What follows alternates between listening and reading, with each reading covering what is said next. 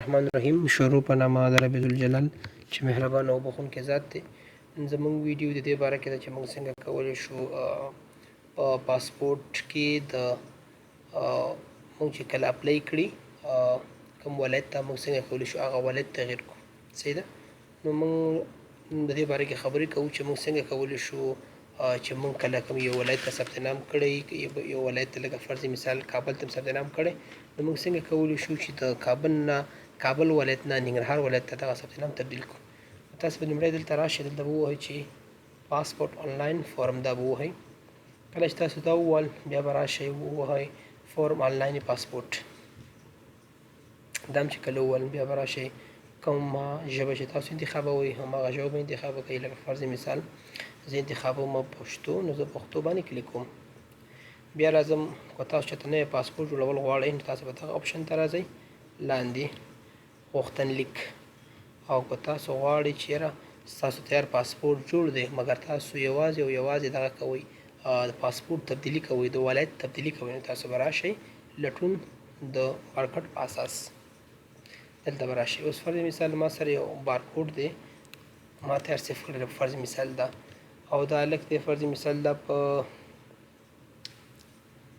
1982 کال په اوله میاشت او په 8 تاریخ کې زیږېدلی یم، دغه باندې زه کلیک کوم. صحیح ده. او دې نه پس دا زه وهم دغه بټن باندې چې ما کله کلیک کړ نو ما ته به هغه ورقه راشي، کومه ورقه چې پخوا ما ډکه کړې وه او ما ثبت نام کړی و. بیا به دغه آپشن ته راشئ، مخکې دغه آپشن ته به راشئ، بیا به دغه آپشن ته راشئ، مخکې دغه آپشن ته به راشئ. کله چې دغه آپشن ته بیا راغی دلته به یې لیکلي ولایت. وګوره ما پخوا ثبت نام چېرته کړی و؟ ما پخوا ثبت نام کړی و هرات ته.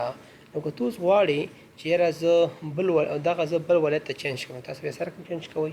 فرض مثال زه کلیک کوم په کوم ځای باندې، زه کلیک کوم فرض مثال په خوست باندې، او په خوست باندې کلیک ته به راشي، خوست باندې به کلیک کړي، دلته به دا هر څه بیا بدل کړي، دا بدل کړي. فرض مثال د ما هرات لیکلی دی، هرات زه بدلومه، دلته زه لیکم چې خوست، فرض مثال زه لیکم چې خوست. بیا به لاړ شي مخکې ته، بس نور به یو شي پورې امکان نه لري. صحیح ده. بیا به لاړ شي مخکې، بیا به لاړ شي مخکې، بیا به لاړ شي مخکې. بیا چې کله لاړې مخکې بیا به لاړ شي مخکې، دلته به تا ته څه وایي د فورمې چاپ. چې ته چاپ کې دا بټن ووهئ نو دا به اټومیټیکلي ډایرکټ بدله شي. دلته ولیکي ثبتول، دا به لومړی ثبت کړي او بیا به دا فورمه ځان سره تیاره چاپ کړي چې په راتلونکي کې دا بارکوډ تا سره دا هر څه وي. نو دغه وه په پاسپورټ کې د ولایت تبدیلولو دغه لنډه طریقه وه.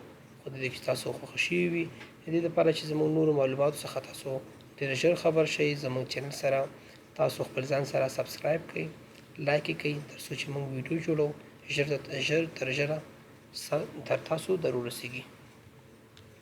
والسلام. او په کوم ثبت نام باندې چې تاسو نه پوهیږئ نو ما ته په کمنټ کې ولیکئ، زه به د هغې مطابق تاسو ته ویډیو جوړه کړم.